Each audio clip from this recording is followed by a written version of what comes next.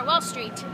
Wall Street was actually a wall at one time. The Dutch governor Peter Stuyvesant was very paranoid about impending attacks from not only the British, but also from the natives. So he literally built a wall to keep them out.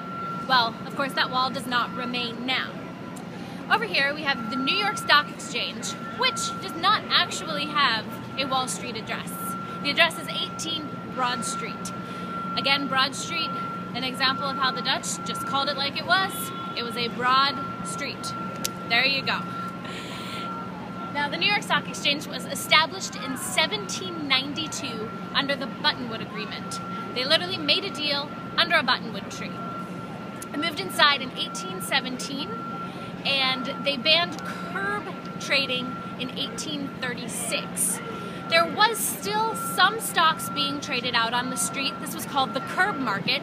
They had their own special language of hand signals, and some of the most prominent companies today actually started in that curb market.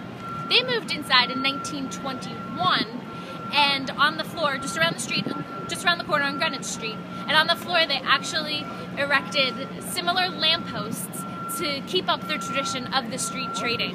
It was renamed the American Stock Exchange, and in 2008 it combined with the New York Stock Exchange.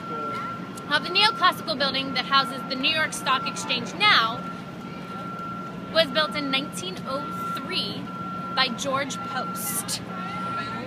You can see the pediment up there. It is integrity, being surrounded by agriculture, mining, invention, industry, and science. In the 1930s, that 90-pound structure was pulled down and replaced with something lighter. So there goes integrity. Behind me is also a very famous address. It's 23 Wall Street. It is the home of J.P. Morgan Chase. It is actually the site for a bombing, the first terrorist attack on Wall Street.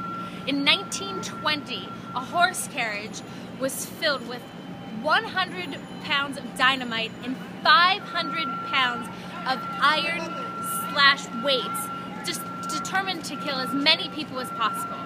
It went off at 1 minute past noon, killing 38 people. Had it gone off just a few minutes later, the number would have been devastating, as all the office workers would have been leaving for lunch. It is unknown who or why, although the best theory is Italian anarchists. Now, J.P. Morgan himself was a divisive character. He was the essential rich banker. He bailed the country out twice when it was in financial turmoil. However, he did it for his own personal gain. We talked a little bit about the fire of 1835 at Stone Street. To give you an idea, everything south and east of here was ruined by that fire. Prior to this building on this site was the Downing Oyster House. It was owned by an African-American owner, which at the time, of course, was unusual. Thomas Downing had one of the most popular oyster houses in the city, with the likes of Charles Dickens visiting it. And the other interesting thing about Downing's Oyster House was, while the businessmen were dining on their oysters, Thomas Downing and his son were issuing Southern slaves through as part of the Underground Railway. So this site has seen the heroism of Thomas Downing and the shrewd businessman of J.P. Morgan, so very different sides of Wall Street. Behind us, we have Federal Memorial Hall, and you'll see one of the great Americans has kind of been hovering over us this whole time. The statue of George Washington is here, as this was the site of his inauguration as our first president of the United States.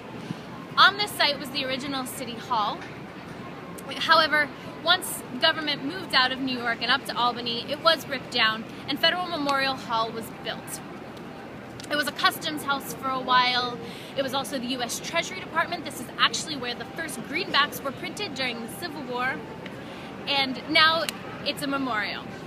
The day of Washington's inauguration, he stood here in a brand new tailored suit that was of such high quality nobody could believe it was American. And he had a brand new set of false teeth made of elephant and hippo ivory and strung together by gold string. So just imagine it. The crowds were so loud, nobody could barely hear him speak, and today he's represented here with this lovely statue. So now we're going to move up to Broadway.